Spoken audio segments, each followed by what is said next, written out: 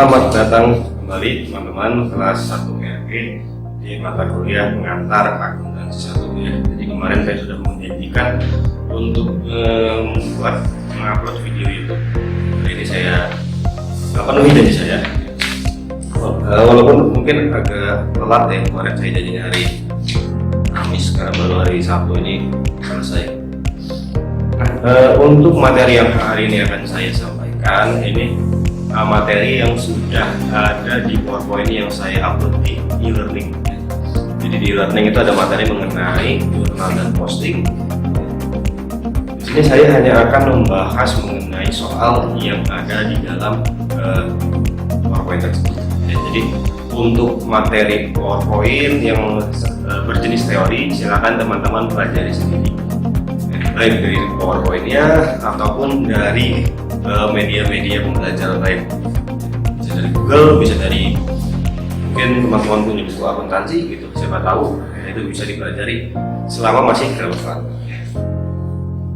Oke, kita masuk aja langsung ke ini di sini ya, PowerPoint di slide ke-10 kalau nggak salah ya, mengenai pembahasan soal. Nah, yang akan kita bahas dari soal ini adalah yang namanya transaksi penjurnalan. Ya, penjurnalan dan posting ke buku besar.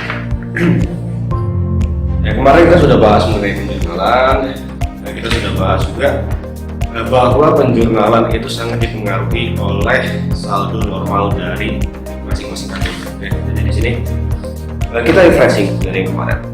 Oke. Sambil dilihat PowerPoint-nya ya. Dan di sini sudah saya kasih format, ya, ada tanggal, keterangan debit dan kredit untuk mencatat transaksi. Oke, nomor nggak ada nomornya. Berikut ini transaksi yang terjadi pada bengkel Tuan Bintang. Ya. Nama bengkelnya adalah bengkel Tuan Bintang pada bulan Agustus 2010. Ya, 2010. Oh iya, ngomong-ngomong ini saya sedang ada di kelas ya. Lama banget saya nggak ngomong di depan kelas ya. Sudah setahun lebih karena PSBB. Biasanya ngomong di depan kelas itu ada penonton ya, tapi sekarang ngomong kosong. Agak sedikit aneh ini ngomong di depan sendirian lagi. Pada bulan Agustus 2010 ya. Di sini mulai tanggal 1 Agustus Tuan Bintang, yaitu sebagai si pemilik dari bengkel tersebut, menginvestasikan sejumlah uang tunai ke dalam usahanya sebesar 7.500.000. Ya, di situ memang ada keterangan nomor bukti 01. Ya, tapi di sini karena format itu macam-macam, ya. Format dalam penjurnal itu macam-macam. Ada yang 3 kolom, ada yang 4 kolom, ada yang 6 kolom dan lain sebagainya. Kalau saya sendiri, menurut saya format itu tidak terlalu penting. Yang penting teman-teman bisa paham debitnya apa, kreditnya apa. Dari transaksi yang pertama ya, Tuan Bintang menginvestasikan sejumlah uang tunai. Oke, ada uang tunai masuk, berarti kas bertambah. 1 Agustus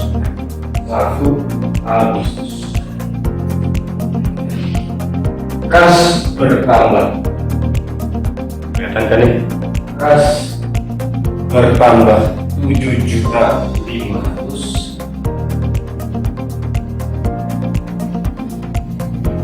Oke. Kemudian kreditnya adalah modal Tuan Bintang. Ya, sebenarnya itu ya, kas modal Tuan Bintang 7.500.000. Di sini saya nggak akan membahas semuanya, karena di sini kan soalnya ada berapa ya? Cukup banyak ya. Itu nanti teman-teman tolong kerjakan di rumah. Tolong kerjakan di rumah. Selasa depan kumpulin. Gampang. Lalu tanggal 5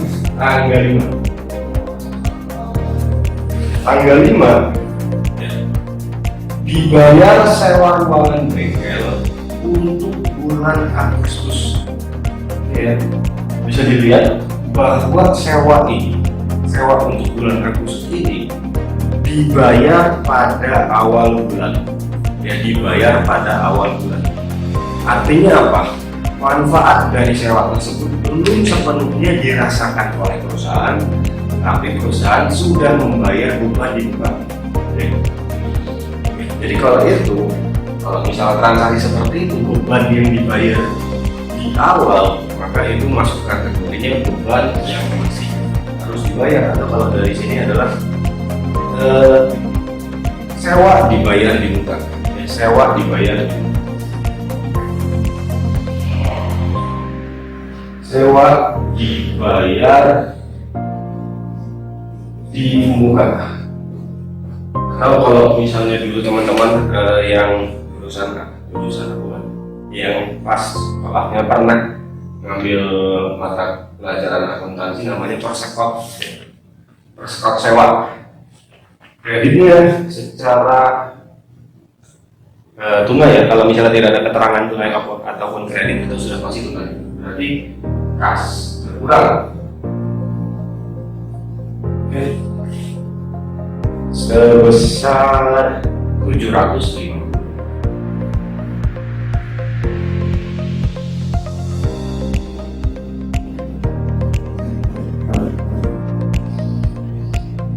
Nomor 8, tanggal 8. Di sini diberi perlengkapan untuk ruang bengkel dari toko Raja Wali sebesar, ini harusnya 6 juta, sebesar 6 juta secara tunai.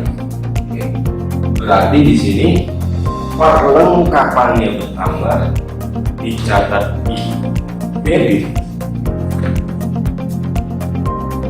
Perlengkapan bertambah, dicatat di debit sebesar 6 juta.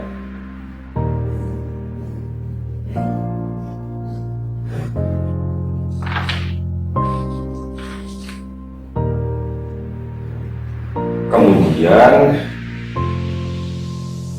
dibeli secara tunai, berarti kas berkurang sebesar 6 juta juga.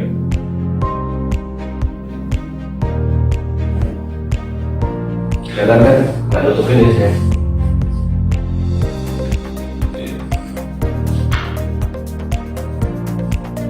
Lanjut, transaksi nomor tanggal 10. Dibeli dari toko Ramayana berbagai peralatan 5 juta kredit. Oke, berarti di sini tanggal 10 bulan 8 peralatan bertambah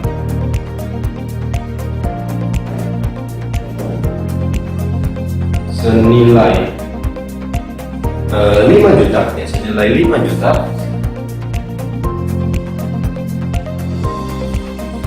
secara kredit. Jadi di sini timbul utang 5 juta.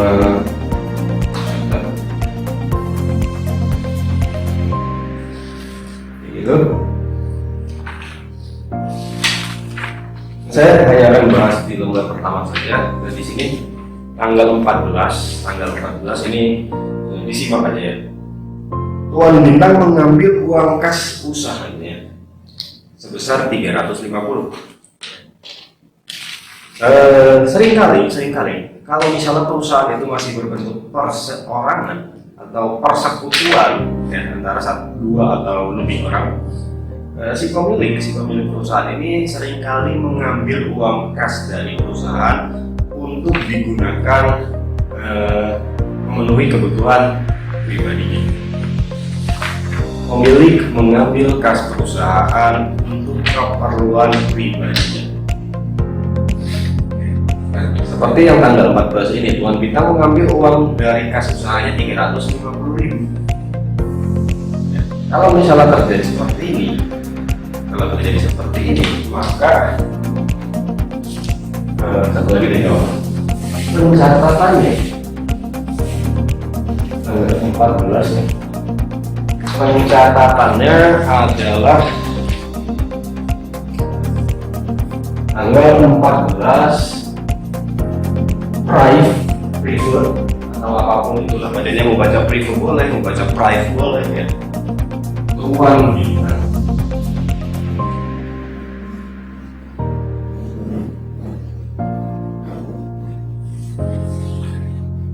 Ya, itu memiliki saldo normal di bagian debit. Ya, kenapa? Karena private ini dia akan mengurangi modal. Ingat, modal mempunyai saldo normal di kredit. Jadi kalau misalnya dia dicatat pada posisi debit, maka akan mengurangi. Nah, kemudian kreditnya adalah apa yang diambil oleh si pemilik. Dalam soal ini adalah kas 350. Jadi yang diambil si pemilik untuk keperluan pribadinya itu nggak hanya berupa kas saja, jadi bisa perlengkapan, bisa peralatan, bisa kendaraan gitu ya, kan suatu pemilik.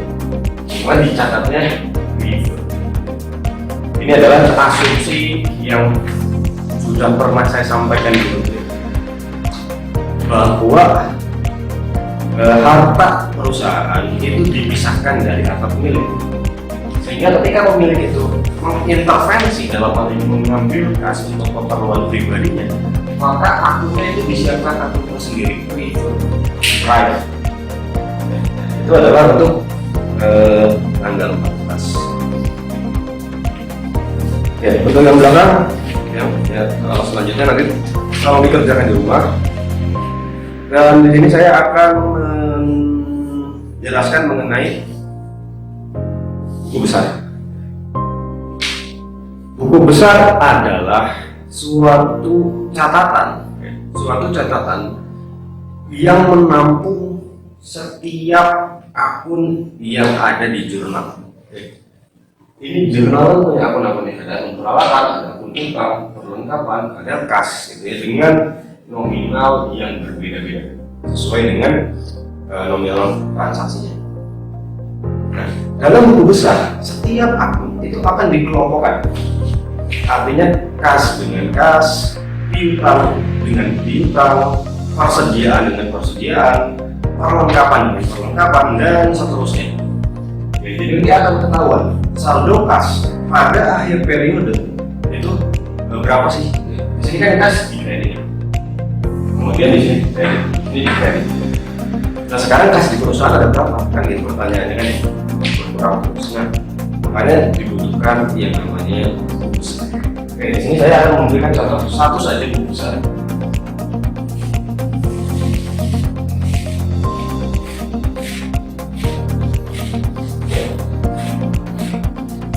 Untuk buku besar sendiri nanti pencatatannya akan berkaitan dengan yang namanya saldo, neraca saldo.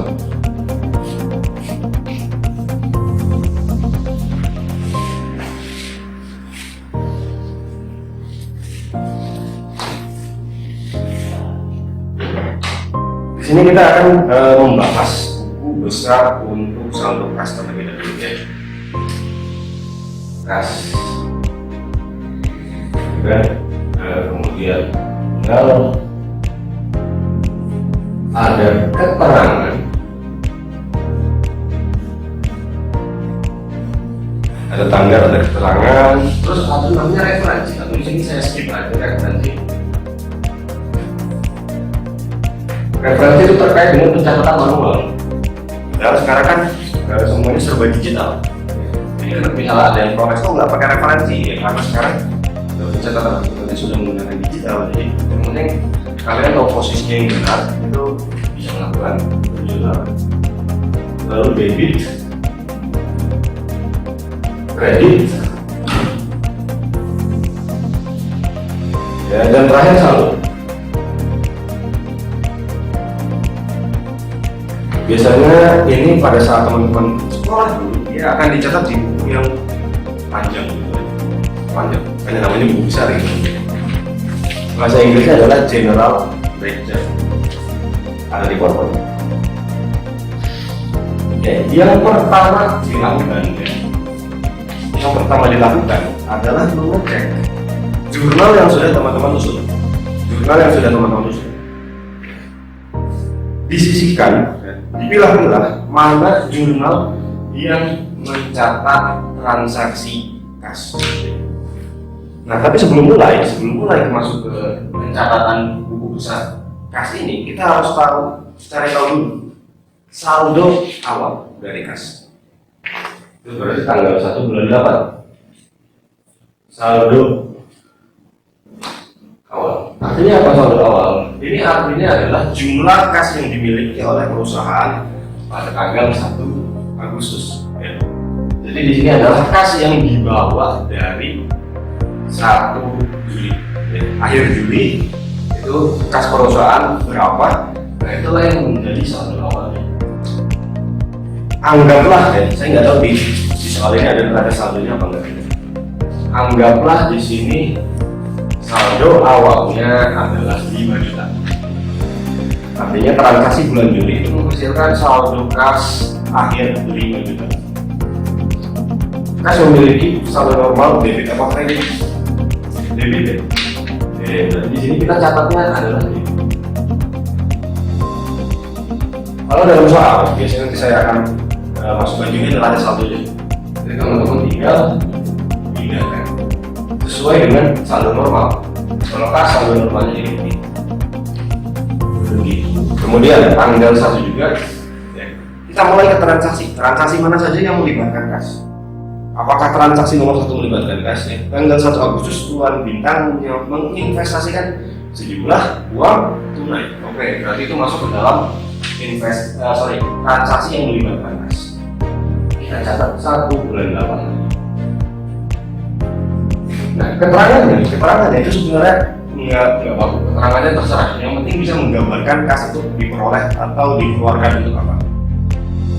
Pada tanggal 1 Agustus di sini kas diperoleh dari investasi pemilik. Jadi boleh ditulis investasi pemilik.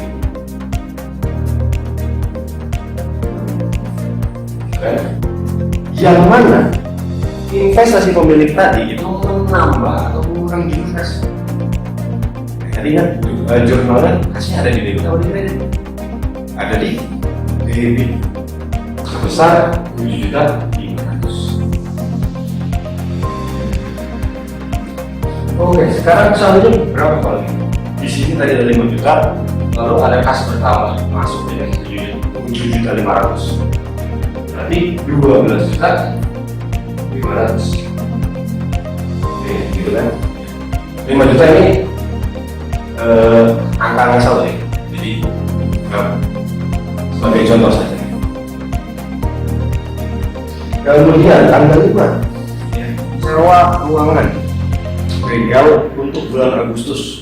Tidak ada keterangan, berarti ini transaksi tunai. Ya. Tanggal 5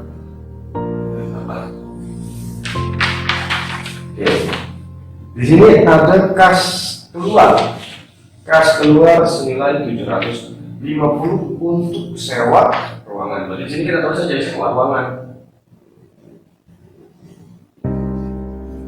Sewa ruangan 750 menambah atau mengurangi kas. 750 di sini mengurangi kas. Berarti dicatat di kredit 750.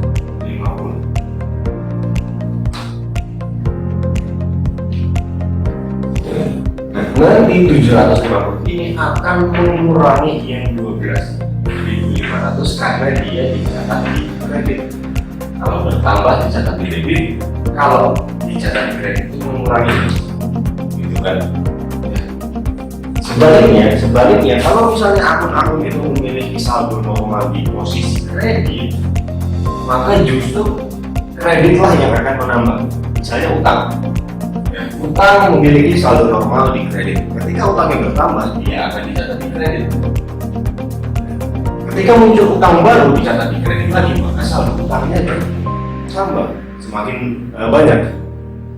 Tapi ketika hutangnya dilunasi, akan jalan pada posisi debit, mengurangi saldo. Ya. Nanti tolong dibikin buku besar untuk semua transaksinya. Kalau misalnya saldo awalnya tidak ada, nggak usah pakai aja lah. Ini kan hanya pura-pura, ini ceritanya ada saldo awal. Kalau misalnya di soal memang tidak ada saldo awal, nggak usah, langsung aja investasi memilih gitu, pada posisi debit atau kredit.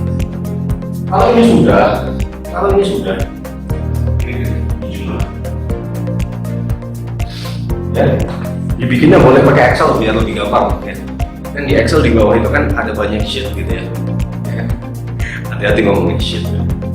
Ada banyak sheet di bawah, itu bisa nanti misalnya kas, terus piutang, terus peralatan gitu. Jadi terpisah atau mau disatukan juga nggak apa-apa, kas, bawa peralatan gitu. Itu sudah 21 menit ya dari layar di HP saya ini 21 menit. Saya akhiri saja untuk materi jurnal dan posting hari ini. Minggu depan hari Selasa kita akan masih bahas mengenai jurnal dan posting terkait dengan latihan. Yang namanya pengantar akuntansi itu hanya bisa dikuasai oleh latihan yang banyak. Oke, kalau misalnya masih ada pertanyaan, nanti di WhatsApp aja ya. Ditanyain via WhatsApp. Kalau misalnya saya baca, pasti saya balas. Kalau nggak dibalas, pasti berarti saya lagi tidur. Oke, gitu aja. Sampai ketemu hari Selasa depan. Selamat apapun, pagi, siang, sore, malam, pada saat teman-teman melihat video ini. Sampai jumpa.